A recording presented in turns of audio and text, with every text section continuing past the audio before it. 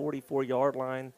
This one's coming back and actually will put the ball back into Southwest territory once they mark it off against the Bears. Because it is a spot foul, so with the block happening, the illegal block happening at the 44, the Bears got in their own way on that play because they would have had terrific field position, trailing in this game 7-0 with 5:40 left to go in the first quarter.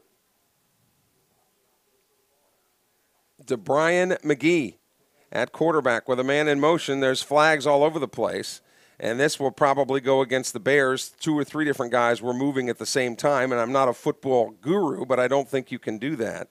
It is against the Bears. It is interesting when you see two teams. Of course, both of these desperately want this game today, but both of them sit around the bottom of the barrel in the South Division, and these are the types of mistakes that cost you. Southwest, without the block in the back, was about to start a drive at the Pearl River 28-yard line, Kelly. They're now all the way back at their own 41 after a couple of penalties. Tim Stowers in his first year as head coach of the Bears. The give and go right up the middle, but nothing doing there. Tackled by Dezekius Chapman for Pearl River. Also there was big Terrence Monroe, the freshman defensive tackle out of Petal, Mississippi. Maybe got a yard. 2nd down and 14 with 5:07 left to go in the first quarter. Homecoming here on campus at Southwest. The far bleachers are pretty full here in Summit, as you would expect for a homecoming contest, especially with weather like this. Want to come to the near side of the field, but dropped is DeBrian McGee. Great pursuit by the Wildcats. Jaden Ridgway, the freshman defensive tackle out of Pascagoula. Big loss on the play. Will bring up a 3rd down and forever for the Bears. Trailing in this game, the Bears trailing Pearl River. Wildcats lead at 7-0 with 4:33 left. 8-yard loss on the play, and the offensive line just forgot. I mean, he came through, and before McGee could even turn around, he was being drugged to the ground. So definite passing situation here, and the Wildcats know it. But being flushed from the pocket is McGee. Boy, you would think that's an intentional grounding right there, Kelly. If McGee gets away with this one, he ought to thank the referee. They're saying there was somebody in the area, maybe the basic zip code of Summit here, but not close. So a good job by Pearl River's defense, and really a tough break right there. Should have been another 10 or 12 yards back. The Wildcat defense really has been getting after it today, leading in this game 7-0, but they have not given DeBrian McGee much of any time to do anything other than to hand the football off. So the defense playing inspired football early on here, as the Bears will try to kick it away. Eli Stringfellow awaits the boot. It's an end-over-ender that he signaled a fair catch for at the 32-yard line. No flags on the play here, apparently. So the Wildcat offense will begin. 1st and 10, leading in this game 7-0 with 4:02 left to go. College football games from earlier today. Southern Miss was beaten by North Texas.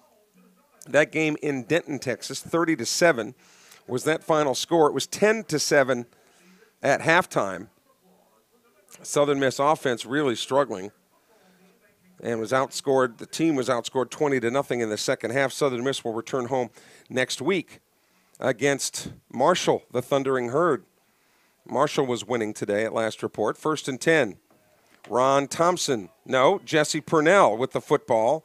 Purnell gets across the 40 up to about the 41-yard line. That was kind of a delay on the handoff, but that just allows the offensive line to seal some people off and get Purnell some running room, and he actually got 11 on that play. Nice job by the Poplarville native. Cooper Callis is in at quarterback now for PRC. Callis out of Jackson, Missouri, threw an out pattern, but Hayden Bryce cut in when Callis wanted him to cut out, so incomplete. 2nd down and 10. The incompletion stops the clock with 3:38 left to go. Here in the first quarter, Pearl River leading 7-0 on the Ron Thompson jaunt. And now whistles blow before the ball is snapped. One final on the Anderson Design scoreboard from today. Mississippi Delta held on to beat Itawamba 34-28. Well, if there's a surprise team this year, it would have to be Delta. Jesse Purnell this time is swarmed under by a host of Bears. Leading the way there for the home team was Rodell Washington out of Macomb, the freshman out of Macomb, not too far from here. Loss on the play brings up a 3rd down and 12. Clock moving with 3:14 left to go here in the first quarter. Kelly, you talked earlier about how well the defense had started out on 3 possessions for Southwest. They've only got 4 yards, total yards on those 3 possessions, no first down so far. Showing the blitz here. Callis wants to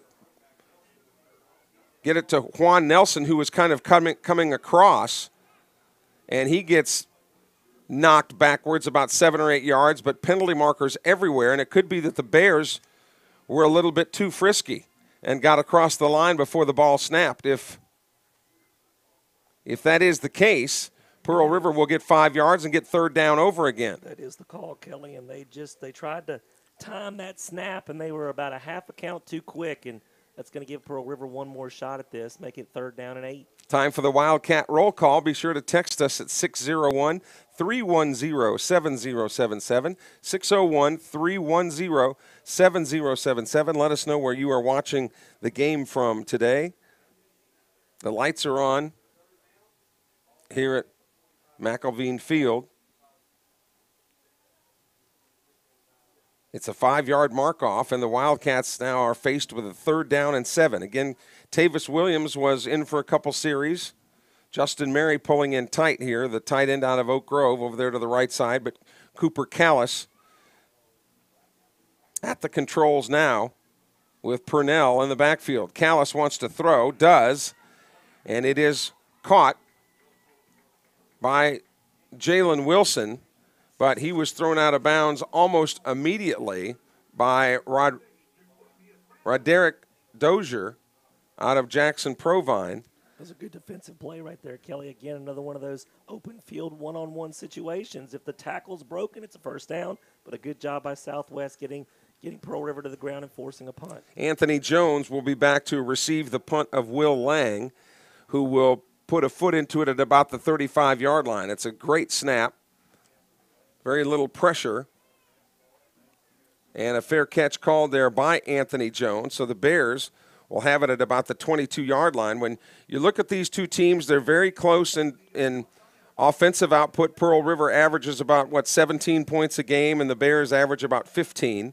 So they're very close there. And defensively, giving up points, Pearl River gives up about 40, and Southwest gives up about 42. So it's almost dead even. As basically they're both a negative 27, which is obviously not what you want, point differential. So truthfully, 2 very evenly matched teams, and we're seeing that here in the 7-0 first quarter. Pearl River leads it, pitch sweep left side, trying to string out the Pearl River defenses. Julius Brown out of Hazelhurst, but the Wildcats are there on the stretch play to make it. Kendall Arrington on the stop for Pearl River, it looked like, on that far sideline. Gain of about 3 on the play brings up a 2nd down and 7. The Bears have had difficulty getting untracked offensively, but a lot of that is because of the great pursuit by the Pearl River defense, which indeed is playing inspired football here. We've got a timeout on the field. Actually, the Bears will call a timeout in this situation with 1:24 left to go here in the first quarter. A reminder, because of homecoming next week on campus, there will be all types of activities going on in Poplarville. So students, make sure that you're up to date as to what's going on campus in conjunction with homecoming. And the big homecoming football game will be next Saturday afternoon at 2 o'clock against the rivals from PERC, Mississippi Gulf Coast. While we get a chance, there were some games on Thursday night as we check the Anderson Design Center scoreboard. The aforementioned Gulf Coast Bulldogs defeated East Central 27-14. It was Colin over Hines. Colin 41, Hines 27. Northwest 35, Coahoma 24. We'll give you some more scores in a moment.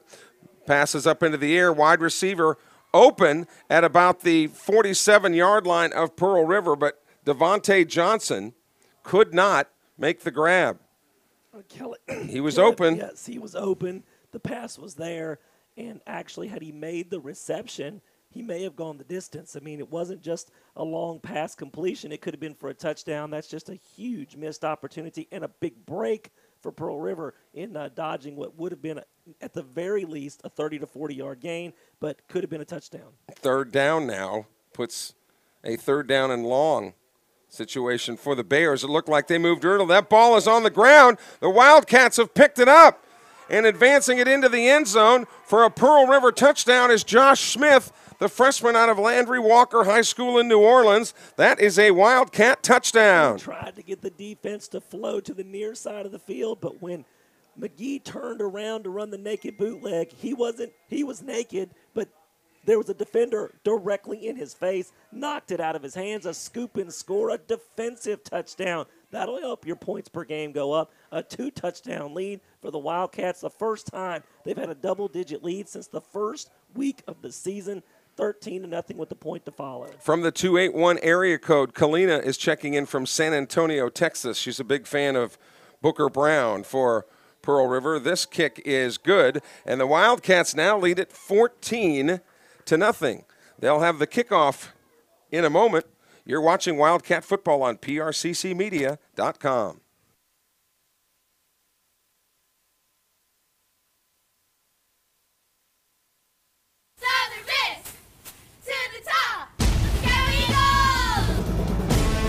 It's another exciting year as we support the Golden Eagle team. We're all in for Southern Miss football. How about you? You'll find the best teams for customer service and price. At Pine Belt Chevrolet, Courtesy Ford, and Pine Belt Chrysler Dodge Jeep Ram. From tough trucks to your favorite SUVs to performance and fun, we're all in for you. Southern Miss to the top. The Wildcats lead this one 14-0 as they're ready to kick it off. David, we talked about the resurgence of Mississippi Delta, but Coahoma has given people all that they've wanted this year as well in the North Division. One other score we didn't get to, Jones College, as they want to be called now, defeated Northeast 40-27. That game was up in Ellisville. That game was also on Thursday night. All of our scores brought to you by our friends at Anderson Design Center just off of Highway 98 in Oak Grove. Taking the football is Anthony Jones. Jones looking for some blockers, everything on that far side of the field, and he's pushed out of bounds there by his bench at about the 32-yard line. Looked like there was a little pushing and shoving by some of the special teams players, but everything's cool. We start 1st and 10 from the Bears. Looks like they'll go from the 30-yard line or thereabout. Again, because of the glare of the sun, we are looking dead into the sun here on our side of the field. The 29-yard line is where they'll spot it with 1:02 left to go here in the first quarter. To Brian McGee on the handoff. They keep trying that left side, but there has not been anything there. Pearl River has been equal to that task. In the area was Kyron Norwood. Jaden Ridgway was also there. He's had a really good game so far. Call it a gain of 1, 2nd down and 9 upcoming.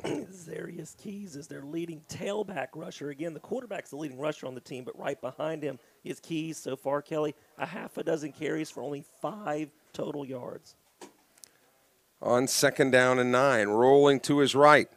Trying to find a receiver, lofts it toward the sideline. He had his receiver there, Anthony Jones, who's out of Laurel High School, but he overthrew Jones. The coverage for Pearl River was by Darrell Luter. So the incompletion stops the clock with 23 seconds left to go, and the Bears find themselves with a 3rd down and 9, trailing Pearl River 14-0 here in the first quarter. A great start for the Wildcats, but it's been the defense for Pearl River that has really put them in key situations here that they've been able to cash in.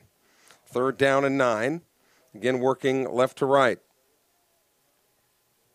To Brian McGee. Again, they try. I don't know why they keep trying that left side. Carrying at that time is Zarius Keys out of Raleigh. He maybe got another yard, but big Terrence Monroe was there to put the kibosh on that. It's another gain of a yard with 3 seconds left to go. They will not get this play off, and our first quarter is in the books here at McElveen Field in Southwest. Pearl River being very rude guests at this point. Pearl River leading Southwest 14-0. It's homecoming here on campus. We'll be back with a second frame after this timeout. You're watching Wildcat football on PRCCmedia.com. We want to thank you for quickly making Pine Belt Chevrolet one of the area's biggest dealerships. We're selling a lot of vehicles because you're finding out the best price and best service are right here. And during Truck Month, you get 18% off all 2018 Silverado 1500s, plus 90-day deferred payment, and 14% off all 2018 Tahoes, or choose from a big selection of certified pre-owned. New Pine Belt Chevrolet, Highway 98 West at Bellevue. Count on it.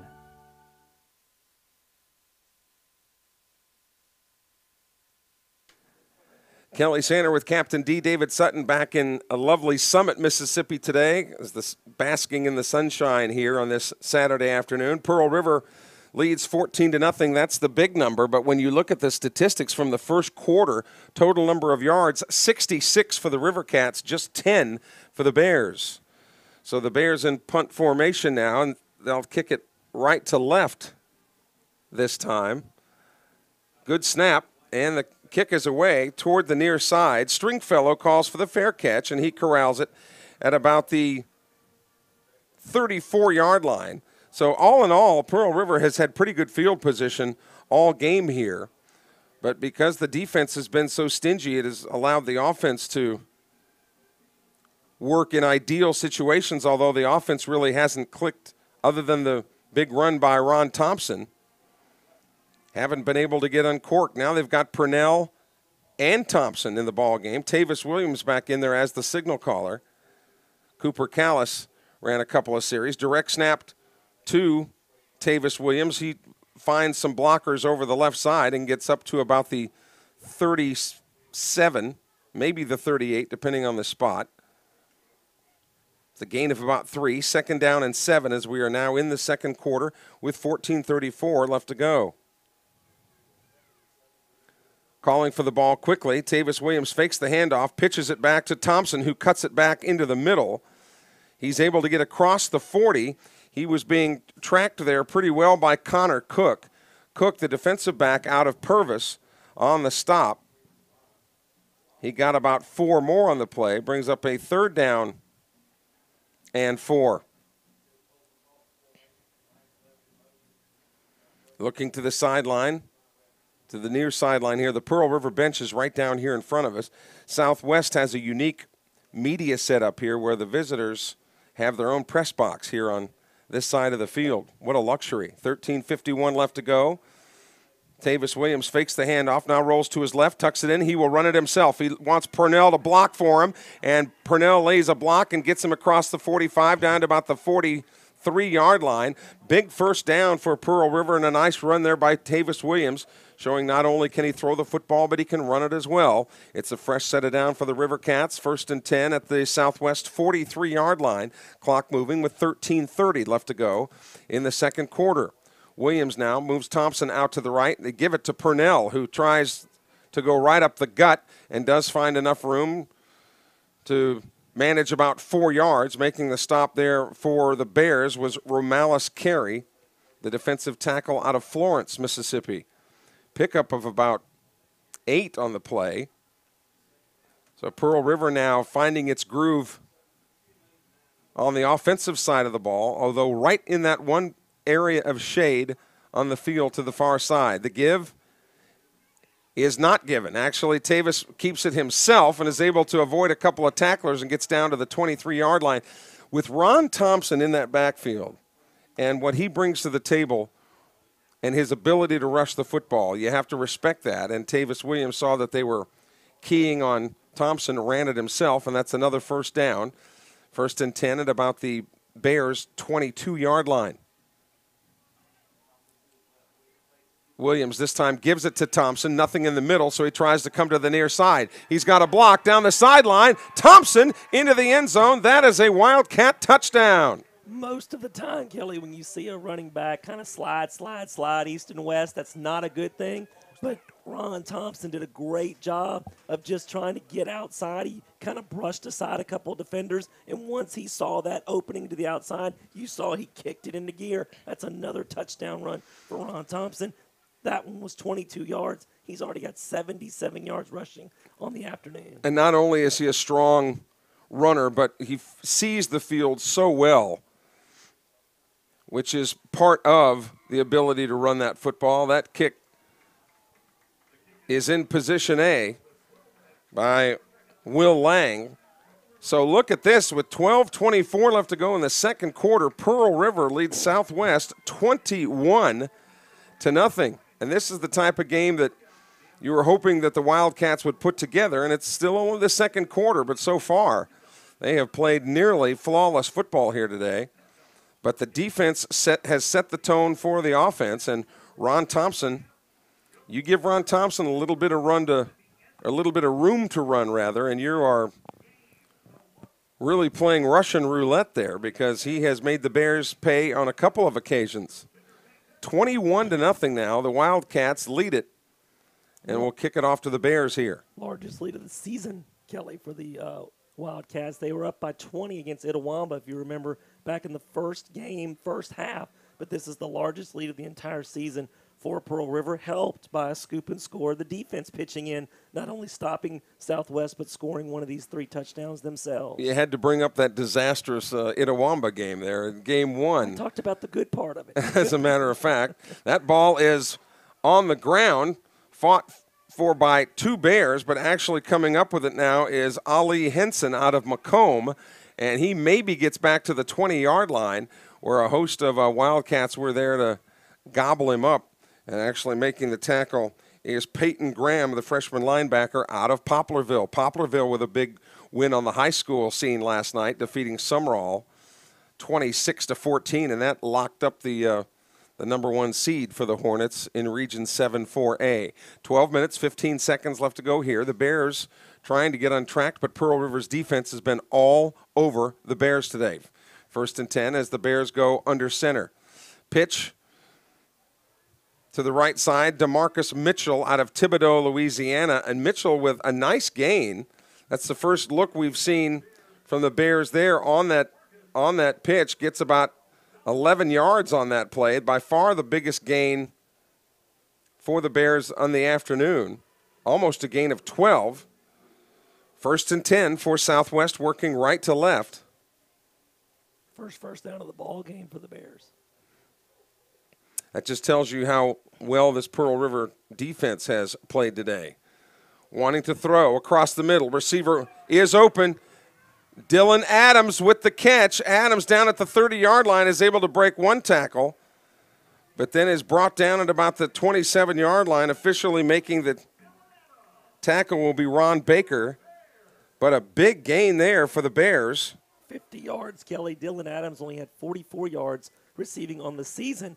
And honestly, Kelly, when he made that catch, he made a move, and there was nobody in front of him. If he just catches it and runs, he runs it all the way into the end zone. That little move to fake out no one helped Pearl River kind of catch up to him and at least keep him down at a 50-yard gain and give their defense a chance to keep Southwest off the scoreboard. To Brian McGee, the quarterback out of Tylertown, wants to throw again. Lofts this one up in the air, and this pass is incomplete. Actually, Damian Gray was in pass coverage for Pearl River. The pass was intended for Ollie Henson, but if Pearl River's Damian Gray would have turned to see where that football was, it was such a floater that Gray might have had an opportunity to intercept it. There's a lot of one-on-one coverage, though, Kelly. We've seen how much they've stuffed the run. They are selling out to stop that run. And what's happening is even on the couple of incompletions in the first quarter, remember, the receiver actually had won the battle. So it's going to the cornerbacks are out on an island right there. 10:58 left to go.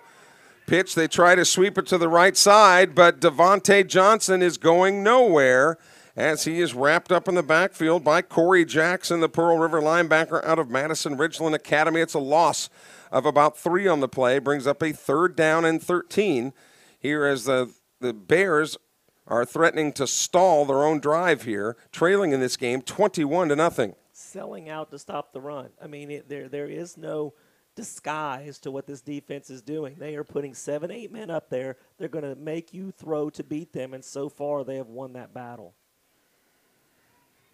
Play action. Now the pitch to the trail man, DeMarcus Mitchell. Mitchell does get it down to about the 25-yard line, but still about 7 or 8 yards short. But David has described this as no man's land, too far to kick a field goal and really too short to be able to try to pin a team deep into the corner. But in Southwest's situation with the Bears trailing 21-0, they want to try to make something happen here on 4th down and about 7. So big play for the Pearl River defense. Again, DeBrian McGee at quarterback pitches. This ball is loose. Pearl River.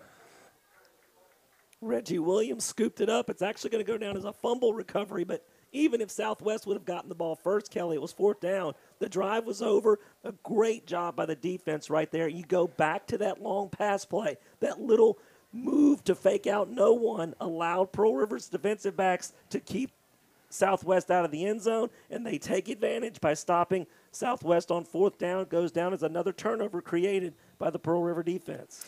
Yeah, so either way it was going to be a turnover. One would have been a little bit more respectable on downs rather than a fumble. But Williams gets credited with the fumble recovery, and here comes the Pearl River offense. From the 346 area code, Stephanie Brown is watching in Houston, Texas. Josh Booker Brown, part of the Texas Hit Squad. So glad to have the area code 346 with us, 1st and 10. Tavis Williams back in at quarterback. And we've got a delay of game against the River. So instead of a 1st and 10, they'll go 1st and 15. Might not have any effect on the play call. Pearl River leads this game 21-0. A couple of Ron Thompson touchdown runs and a scoop and score by the defense.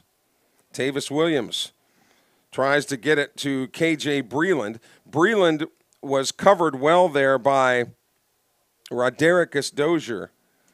And so Tavis alertly just threw the ball at his feet because they would have lost, most likely would have lost yardage on that play. The incompletion stops the clock with 9:42 left to go. Pearl River has looked pretty doggone good today.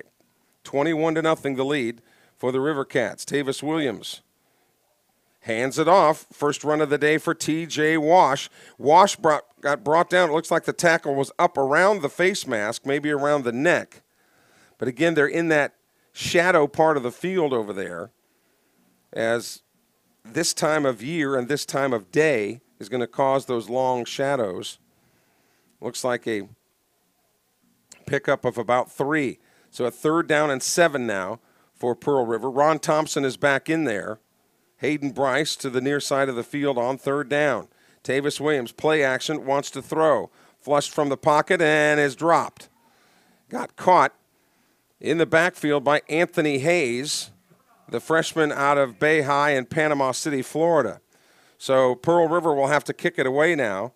The clock moving with 8:49 left to go here in the second quarter.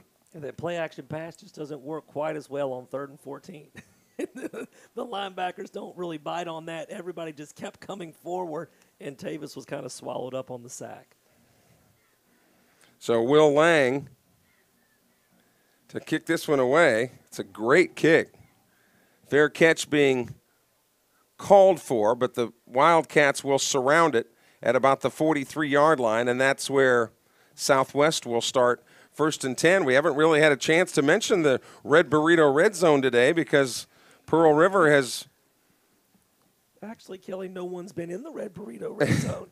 You've had a 36-yard run, a 22-yard run, and a scoop and score. So no one's made it to the Red Burrito Red Zone yet. So if we give them the 22-yarder, that would be near the Red Burrito Red Zone, bringing south of the border menu items, north of the border, Red Burrito in the Hardee's restaurant in Poplarville. Handoff right straight up the middle is Zarius Keys. The running back gets about 7 on that play, maybe 8 depending on the spot, just into Pearl River's side of the field. Of course, we want to thank Red Burrito and Hardee's for their continued support of Pearl River athletics. You'll see Hardy's active in some of the baseball games and basketball games on campus at Pearl River as well. It was a pickup of 8. 2nd down and 2.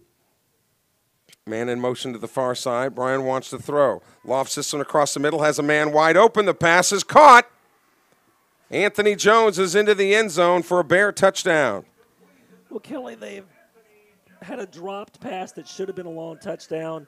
They also had one right in front of us in the first quarter that actually it was McGee's fault. He overshot his receiver that could have been a touchdown. And on the last possession, if not for a weird move, allowing Pearl River to get the tackle, could have been a long touchdown. That's the 4th opportunity they've had at a long one. They finally hit it for the score. So on to try to add the extra point is Webb Brazos out of Seminary, Mississippi, where he was a Bulldog, played for Coach Brian Riles there, and this kick is blocked. The Wildcats can return it, but it looks like the Bears have covered it up. It just goes as a failed extra point attempt. 21-6. Pearl River leads it with 7:40 left to go in the second quarter. We'll be back with the kickoff in a moment. You're watching Wildcat football on PRCCmedia.com. Get treated like family at the Poplarville Eye Clinic. Poplarville Eye Clinic can take care of your basic exam needs, and their professional staff treats dry eyes, allergy issues, pink eye, and glaucoma problems. Poplarville Eye Clinic offers pediatric exams and can fit regular and specialty contacts. Need glasses? Pick from brands like Ray-Ban, Coach, Nike, and Guess. Book your own appointment on their Facebook page or stop by 1249 South Main Street in Poplarville. Call 601-795-0137. You see now as you join us again that shadow from the far side of the field, that shadow is being created by the press box over there, but that strip from about the 18-yard line all the way to about the 35 is just from the press box. Still looking dead into the sun here as Brazos will kick the football away. It's a knuckler to the near side, but fielded on the run by Pearl River's Keontae Payton. Payton ahead to about the 30, but now he's wrestled back. They're trying to pull the football away from him. I'm not sure why the referees didn't blow the whistle a lot sooner than they did, because his forward progress was clearly stopped at about the 32. So we'll see where they spot him. If they march him backwards, yeah, that's what Pearl River got. That's definitely the more realistic spot, boy, Kelly. The one line judge kept his foot all the way back at the 21-yard line. It's like if that's the way you get to play the game, you ought to shove them back more often, but that 30-yard line's about right. But they spotted at the 25, and the Wildcats will call a timeout here with 7 minutes, 31 seconds left to go.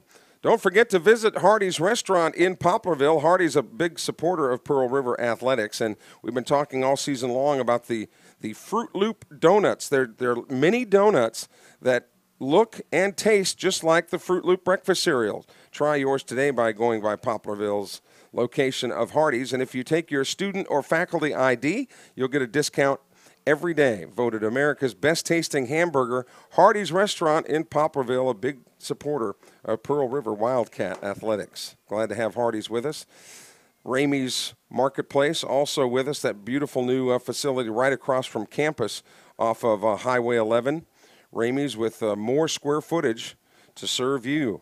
Ramey's Marketplace, all locations all throughout South Mississippi. The give and go to Ron Thompson, nothing up the middle, so he comes to the near side again. Ron Thompson sprints down but gets pushed out of bounds at about the 49-yard line, and had it not been for Connor Cook out of Purvis, who's been having a terrific game for the Bears, Thompson might have gone to the end zone again. He's already notched 2 touchdowns today, and that should put him, if not over 100 yards, Captain D, very close. Well, Kelly, he needs one more yard to be exact, and that was an instant replay of the touchdown run. That was a 22-yard run in which he slid, and broke to the outside. That was a 22-yard run where he did the exact same thing to the near side of the field. 7 carries, 99 yards. 1st and 10 for the River Cats at the 47-yard line. Play action as Tavis Williams rolls to his left, throws across the middle, and he had Justin Mary, the tight end, opened at the 38-yard line. Might have overthrown him just a touch, but incomplete. Mary was open. in that zone defense of Southwest, but Justin Mary just could not pull it in. It's 2nd down and 10, and the incompletion stops the clock with 7:07 left to go in the second quarter. Pearl River leads Southwest 21-6. What a difference the play action pass on first down after a long run did. You saw Justin Mary, because the linebackers had to respect it, got right behind him, just missed a big play. Wildcats looking for their first win of the MAC-JC season. A perfect snap and the handoff to Thompson, but they were waiting for him, and 4 blue jerseys are there to push him backwards, and guess who? Connor Cook. Again, Connor Cook has 6 tackles on the day already, and this will bring up a 3rd down and 10 as they look to the sideline to see what play will be called. To the far side of the field, Tyler Polk is out there. Twins to the far side, single to the near side is Breland. Cooper Callis has quarterbacked a couple of series today, but Tavis Williams has done most of the heavy lifting so far. Now Thompson splits to the left. Now back to the right. On 3rd down. Play action. Throws to the sideline. Pass is caught by Breland, but it looks like he might have been about a yard short as he had to come back. Picked up 9 when you needed 11, Kelly, but the situation with that 9 yards, I believe that's going to leave the offense on the field. It'll be 4th down and 2, but hold everything. It looks like a late flag was thrown, and they're going to walk this one back. To the 40, the flag is, you can barely see it. It's at the 41-yard line, and it is a hold against the Wildcats. So this one will go backwards, and now that 9-yard play is wiped out, and Pearl River will have to come up with maybe a 19-yard play, whatever is I don't know what page of the playbook that's in. How far back are they going to walk this off, Kelly? I mean, it's all the way back to the 32-yard line. That was a 15-yard mark off. So 3rd down and about 26, 27 yards to go now. Just south of 6 minutes now left to go in the half. Pearl River leads 21-6. You know they're going to throw it. Tavis Williams steps up into the pocket. Beautiful spiral, and he had a man down at about the 28-yard line. The man was K.J. Breland, but he was wrapped up. An ill-advised play by Jaquavius Randall and Dion Allen. They were both there, but now the Bears are waving their arms as if it was... Oh, they're trying to say that was uncatchable. That was absolutely not uncatchable, Kelly. I mean, that was more than close enough for this flag to stick.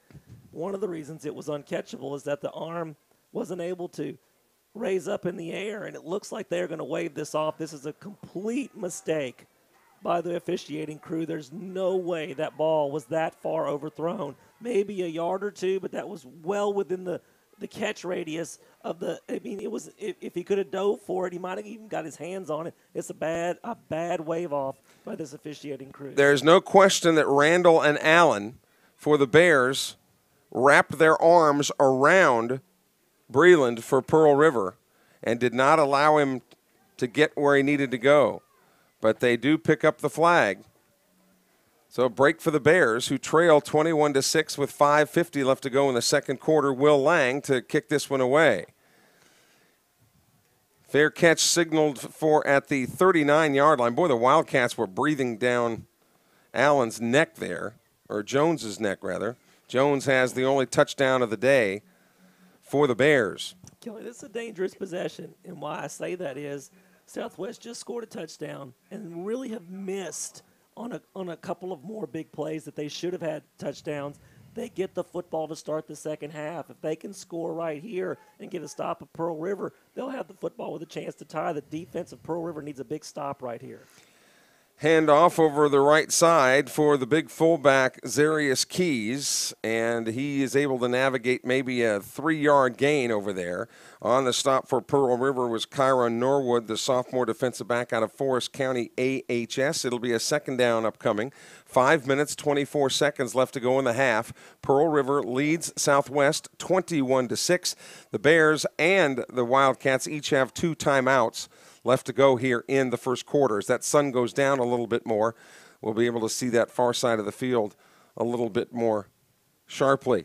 Quarterback hands off at the last minute, and then the ball comes out and it's recovered by the Bears. It didn't look like DeBrian McGee or DeMarcus Mitchell, either one of them wanted to run that ball, and it did come out.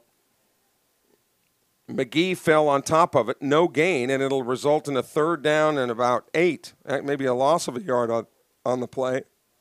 It's interesting, Kelly. DeBrian McGee, he's the quarterback, is the leading rusher for this team, not only in yards, but in attempts. He's got 31 more attempts coming in than any other player. He has not had a true rushing play in this entire ball game. Wildcats showing blitz.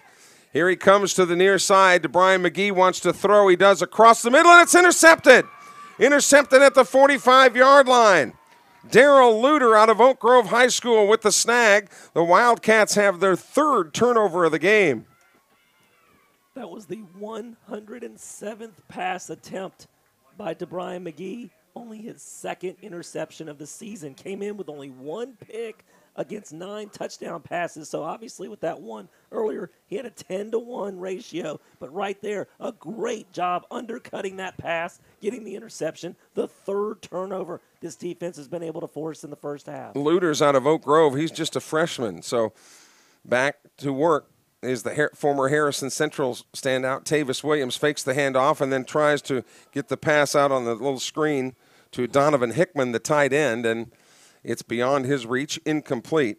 Stopping the clock with 4:18 left to go here in the 2nd quarter. Homecoming festivities will be coming up at halftime, and because of Captain's voice, we'll try to give you a very abbreviated version of the captain's log just prior to the beginning of the 2nd half. Tavis Williams looks to the sideline, twin receivers to the far side with the single receiver to the near side. Peyton, they give it, no, Ron Thompson was there, but Tavis Williams keeps it himself, and he gets crushed in the backfield there. Latrell Johnson, the freshman out of Hattiesburg, with the tackle there.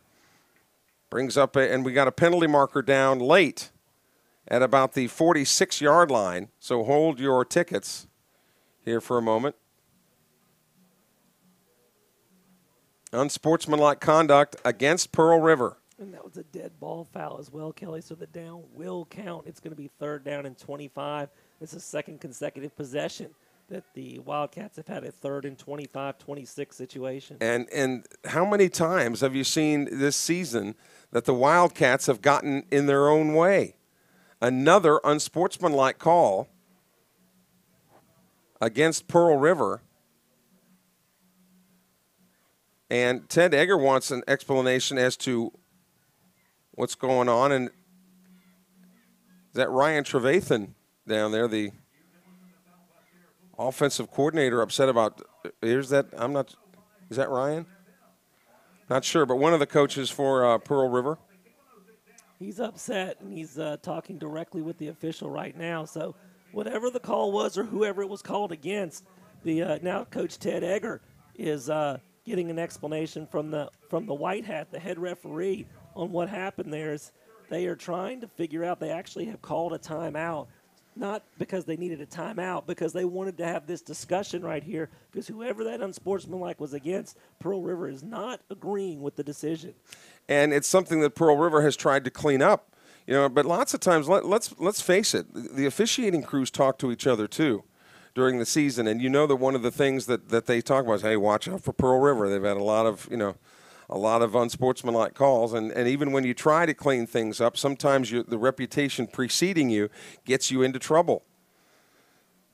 But it goes against PRC, so it does bring up a 3rd down and forever. Pearl River has to get all the way to the 45-yard line of Southwest. It's one of those situations, Kelly, because of what's all happened. Just don't make a mistake right here. The only way I think Southwest is going to get back in this ball game is if Pearl River kind of lets them back in the ball game. So do probably a safe call right here, punt it away, and let that defense go to work again. No ill-advised passes here. Tavis Williams rolls to his right. He will not pass it. He'll just run and get what he can. He gets up to the 35, a gain of about 5, but that's really moot. The punting unit will come in here for Pearl River now as the clock rolls with 3:50 left to go here in the 2nd quarter. Pearl River leads Southwest 21-6 as the River Cats look for their first win of the year. And, of course, first win in the South Division. 2 games left next week against Mississippi Gulf Coast. It'll be homecoming on campus in Pop Vegas. And then 2 weeks from today, we'll make the 3-hour drive up to Clarksdale to take on Mississippi Delta. There, the kick is away by Will Lang to the far side of the field. The Bears say just get away from it, let it get out of bounds. It does at about the 33, and that's where the Bears will set up shop, trailing 21-6. We mentioned Southern Miss was beaten today by North Texas. 30-7 was that final score. Hotty Toddy playing later on tonight, I guess, against Arkansas. And Mississippi State off this week? I'm not even sure who Mississippi State plays today. Real quick. I honestly, I don't know.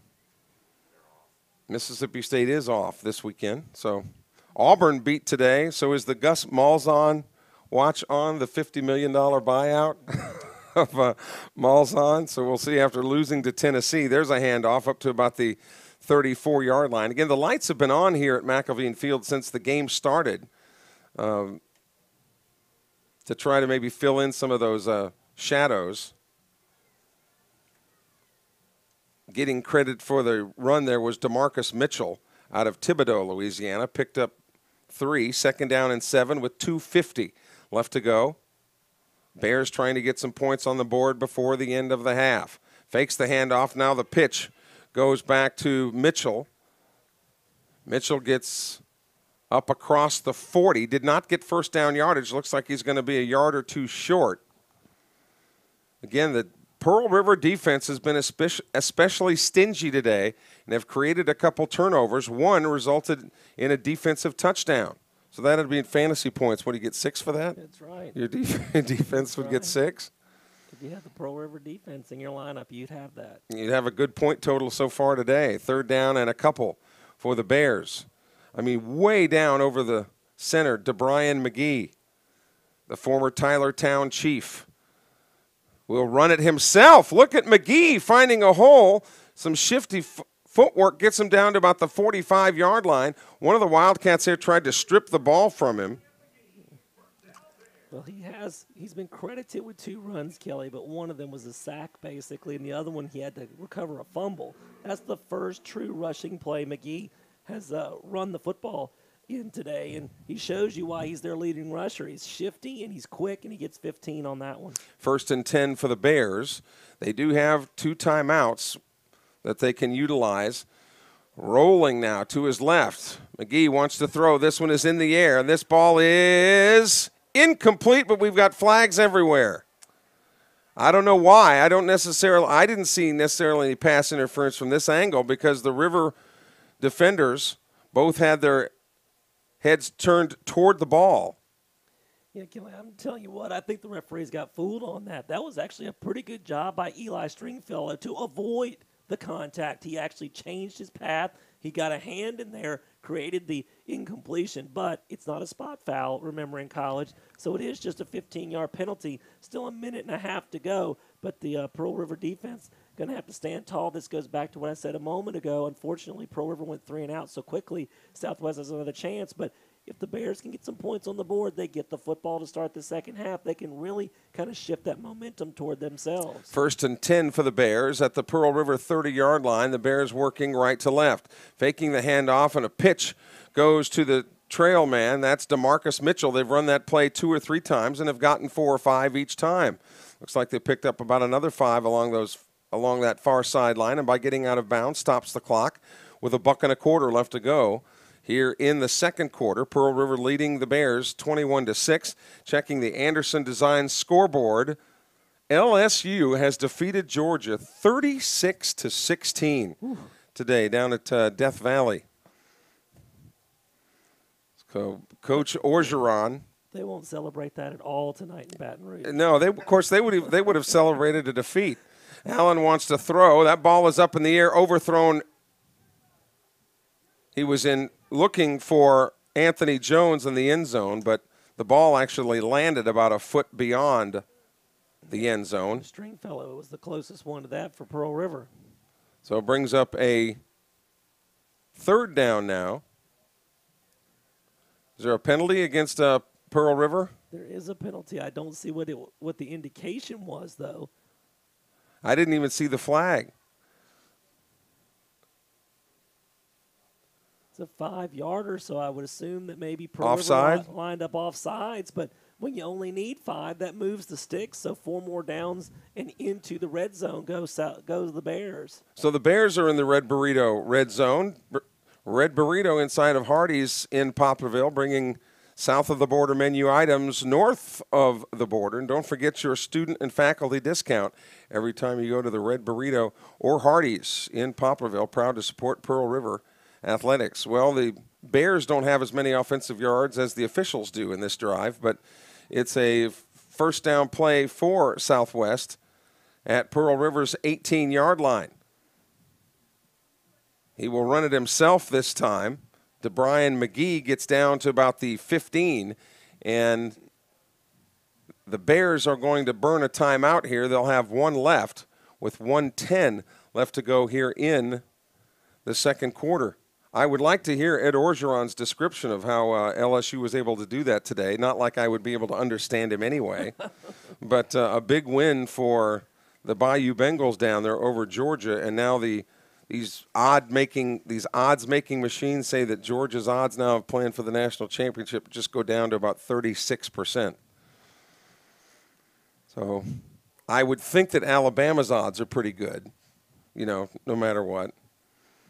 They talk about the Power 5 conferences. There's the Power 1 team, and then right.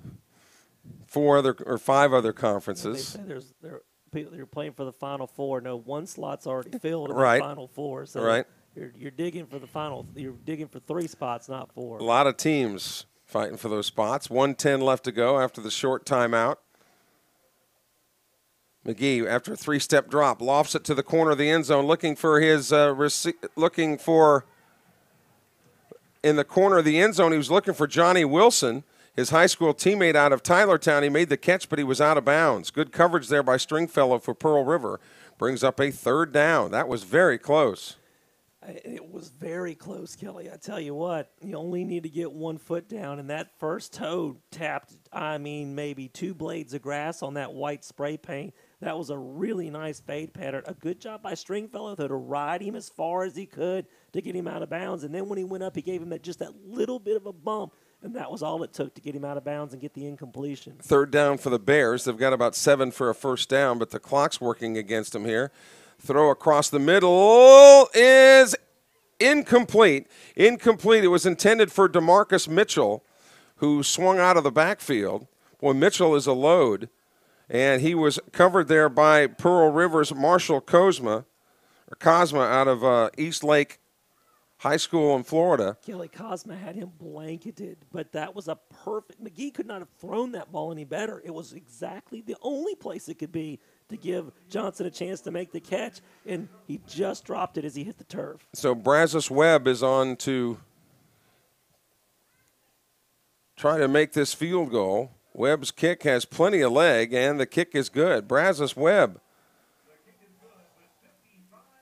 a 30-yard field goal with 55 seconds left to go makes this a 21-9 football game. Pearl River will get the ball with 55 seconds left and will have 2 timeouts, according to our records, that they would be able to use in the drive upcoming as the sun now begins to set here in Summit. The Pearl River offense trying to score here is going to probably depend on this kick return. If Southwest is able to keep Pearl River probably at that 25-yard or closer to the end zone area, I could see Pearl River maybe just running a play and heading to the locker room. But if you get it into that 30 to 35-yard range, why not? With 2 timeouts, 50-plus seconds on the clock, I would imagine Pearl River might try to match that 3 points that they just gave up on that last possession. I saw in the scores from around the country today in college football where Florida came from behind to beat Vanderbilt. And I don't have any skin in this game, but I really think that Dan Mullen can coach. I think Dan Mullen is a pretty doggone good coach. And, again, I'm not necessarily a Mississippi State fan, and I know some people at State are mad at him because he left or whatever, but what he's doing at Florida, which really is where he wanted to be, that was That was his dream job to begin They're with. the same people that if they got offered a raise at a better company, they'd be gone tomorrow. Right. And nobody'd be mad at them, right? There's the kick fielded at the 10-yard line. Streaking up the middle of the field is Keontae Payton. Is that ball on the ground? The Wildcats have it. Hit the ground, Kelly. Yes. And actually, coming up with the recovery was Peyton Graham. So that would have been a terrible way, obviously, to end the half, obviously, because you would have been in field goal range immediately for the Bears. And now, boy, they're kind of in that. I just told you, 25 or closer, no way. 35 or farther, you think they go for it. It's going to be interesting to see how Pearl River plays it here in these last 49 seconds. Dwayne Lee is in as a receiver as they roll to the right. Looks for his man and finds K.J. Breland, who quickly dives out of bounds at about the 40. Smart play there by Pearl River to work the edges and save those timeouts. With 42 seconds left to go, you would think that the Wildcats would at least like to match that field goal that the Bears just put up. Pearl River leads 21-9. But the Bears have scored 9 unanswered. Little swing pass to Thompson. Let those feet do some work, but he was leveled right after he made the catch. He gets close to first down yardage if he didn't get the first down. Yeah, I think he actually ended up a little short, and they had to burn one of those timeouts because if they were to, with only 34 seconds left, had he been able to get the first down, Kelly, you move the chains, you get a stoppage of the clock, you might have been able to save it. But when he came up short, a good job by the Pearl River coaching staff recognizing that and not allowing any more time to come off the clock. Of course, now, though, on 3rd and 1, you got to convert to try to keep this drive alive. We want to thank Poplarville Eye Center for joining us this year on our webcast as well. More and more businesses around South Mississippi understanding what's going on at Pearl River and want to be a part of it. And we're glad to have Poplarville Eye Center among the list of sponsors this year on our Pearl River Community College webcasts here on PRCCmedia.com, where you'll always be able to see the Wildcats in action, all the basketball games, even some softball and baseball you'll be able to see in the upcoming season. PRCCmedia.com, your home for all live Pearl River events. Tavis Williams, the ball carrier, gets up now to the 50-yard line. That's a great play call because the Bears were still protecting against the pass. There was only 5 men in the box. Just run it right up the middle against them. That was 11 yards and a first down. This ball is on the ground, and he has to fall to the ground. They still have a timeout. They're asking him to spike it, but it might be trying to save that timeout. He's going to spike it, but with only 8 seconds left, you might have went ahead and tried to burn it there because I don't know what play you're going to run here where you're going to be able to save that timeout. Really, what Pearl River probably would be better off doing here is maybe trying to get 5 or 10 yards pretty quickly and use that timeout and then get yourself close enough where you can launch one into the end zone after the bobbled snap. 8 seconds left. Yeah, even if you did a quick down and out, something to the sideline, you still wouldn't be close enough for a field goal attempt. If you threw it further down the field, you'd gobble up those precious extra seconds. So we'll see what the Wildcats go with here. Wanting to throw, Tavis up into the pocket, launches it toward the end zone. He's got a man open down there, and the pass is incomplete. Wow. Keontae Payton went up and almost made that grab at about the 3-yard line. A gasp there. Yeah, what happened there, Kelly, though, is because they lost that 7 yards, Tavis Williams just didn't have the mustard, he didn't have enough strength to get it all the way to the end zone. So Payton had actually beaten his man. Had he been able to launch it 60 yards in the air, it would have been a touchdown. But Payton had to slow up just a little bit, and that gave the defensive back a chance to get back into his way, cause enough of a little bit of a distraction there to get that ball to the ground just short of the end zone. We are at halftime here at McElveen Field on the campus of Southwest Community College in Summit, where the Pearl River Wildcats, looking for their first win of the year, leading the Southwest Bears 21-9. Don't forget to keep up with the toughest league in America by logging on to the website jucoweekly.org. jucoweekly.org. You'll get standings, statistics, game schedules, and everything you need to know keeping up with your favorite team in the MACJC. jucoweekly.org. Again, at halftime, it's Pearl River 21, Southwest 9. We're going to deaden the microphones here for a little bit as homecoming festivities at Southwest will take place as we get a little bit closer to the second half, where the Bears will receive the second half kickoff. We'll have an abbreviated version of the captain's log, considering captain's voice is on the ropes here this afternoon. But so far, so good for the Rivercats, 21-9 over the Bears. We'll be back with the second half in a moment.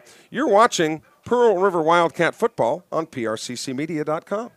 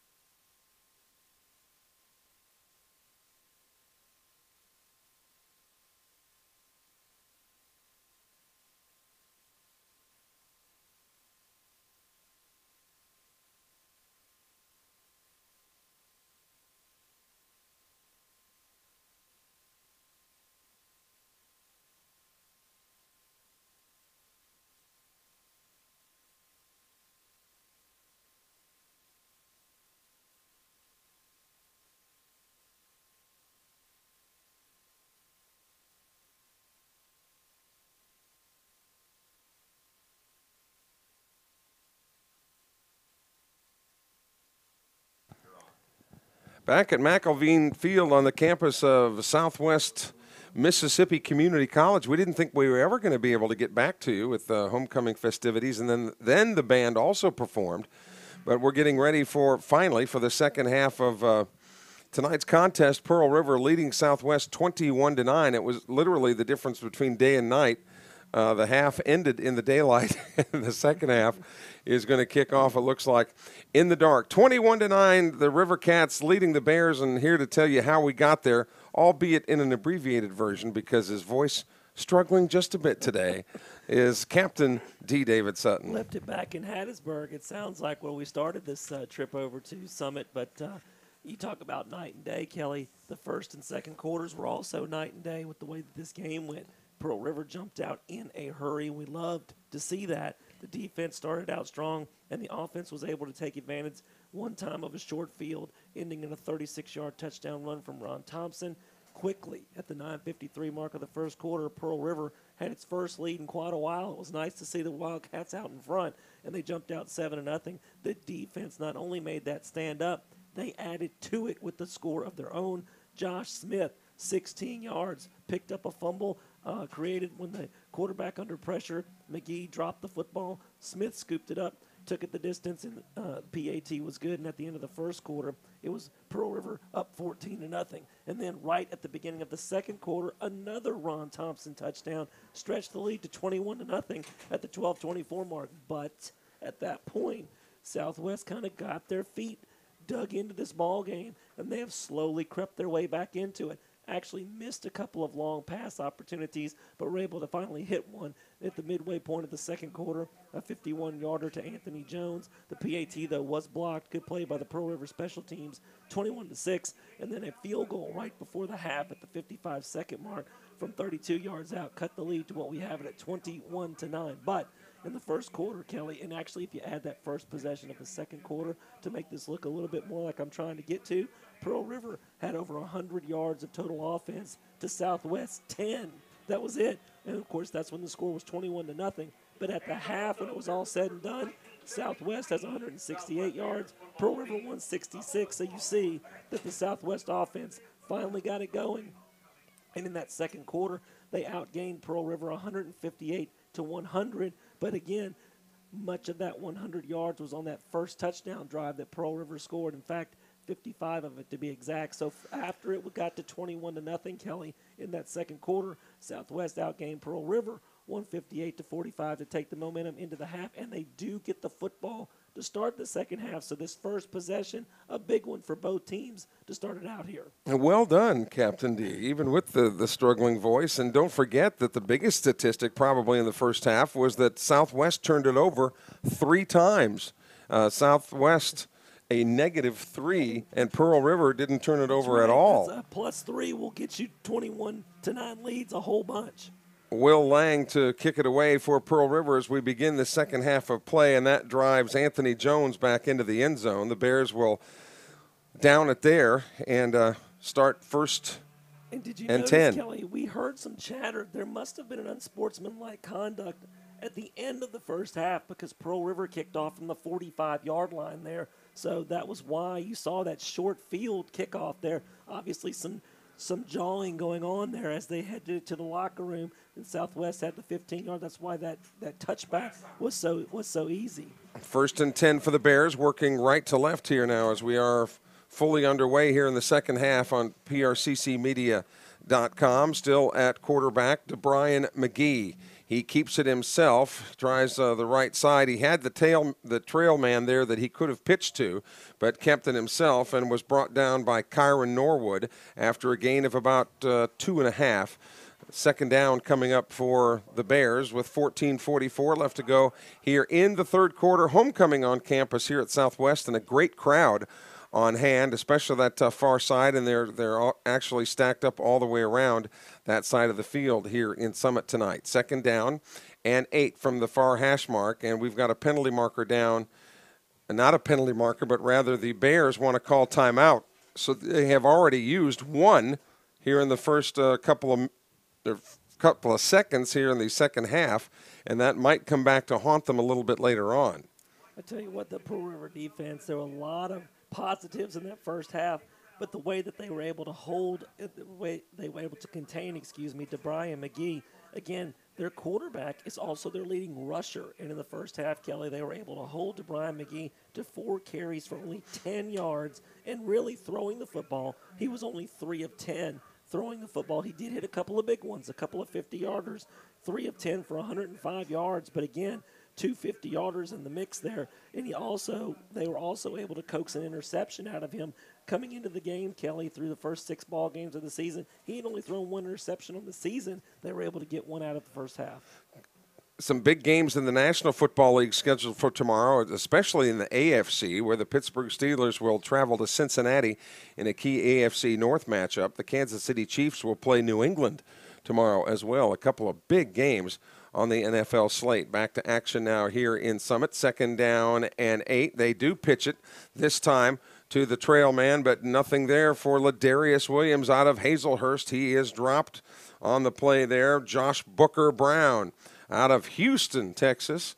We have heard from Josh Booker Brown's fan club here on our text line at 601-310-7077. No gain on the play. Brings up a 3rd down and 8 as we're inside of 14 minutes now left to go here in the 3rd quarter. Pearl River continuing to lead this game 21-9 as the River Cats look for the first win of the year. Surveying the defense is DeBrian McGee.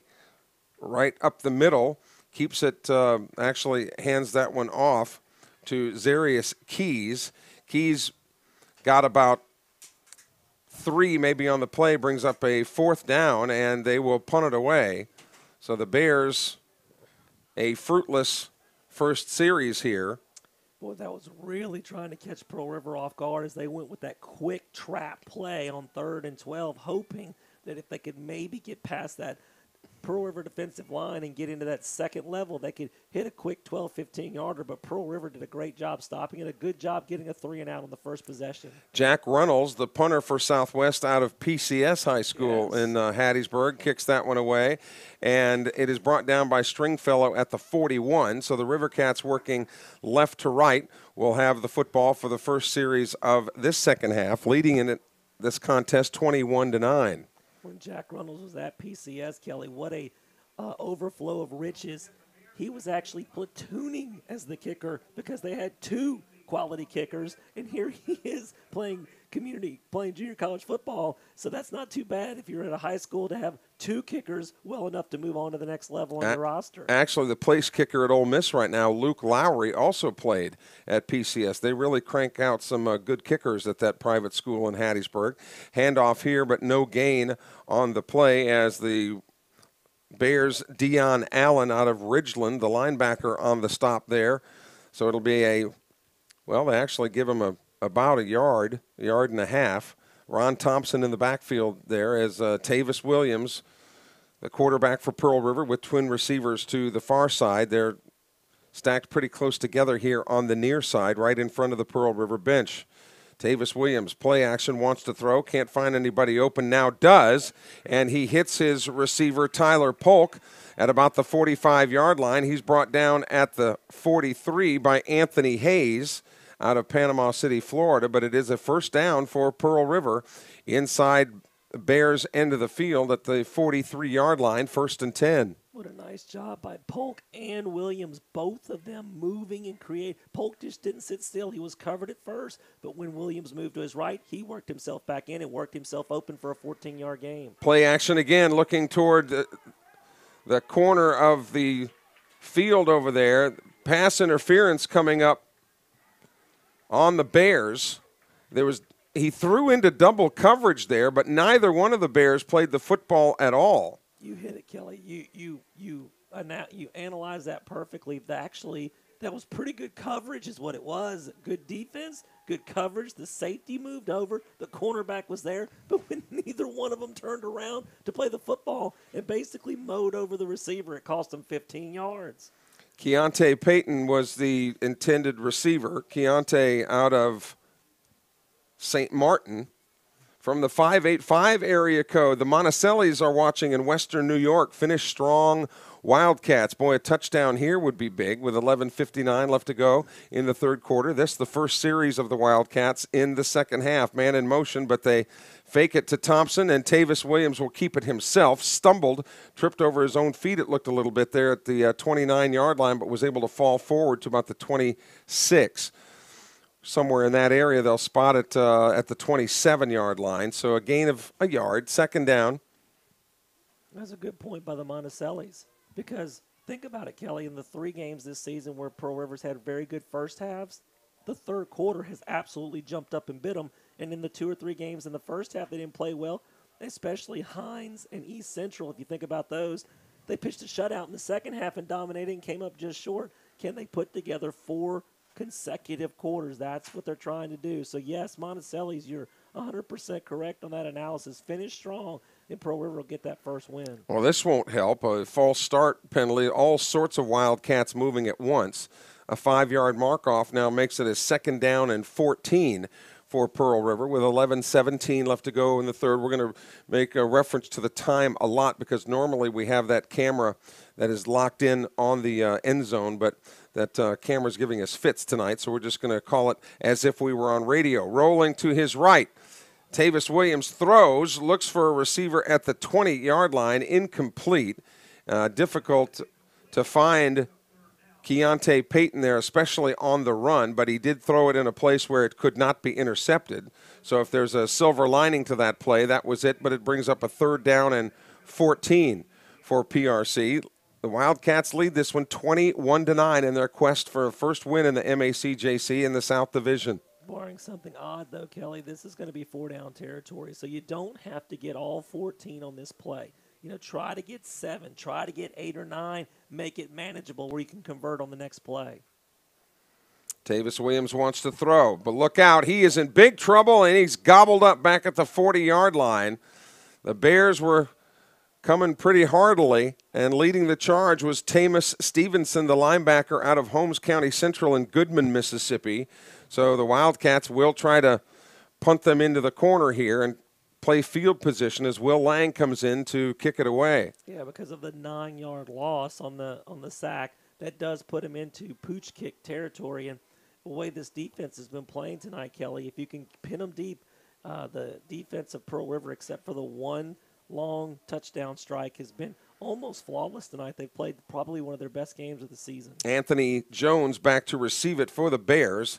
They don't bring a whole lot of pressure, but this one is kind of off the side of the foot of Will Lang. It bounces at about the 18-yard line, but then escapes the playing surface at about the 20. So we'll see, 21-yard line is where they will spot it. So the Bear offense will get to work here as both teams exchange glancing blows here early on.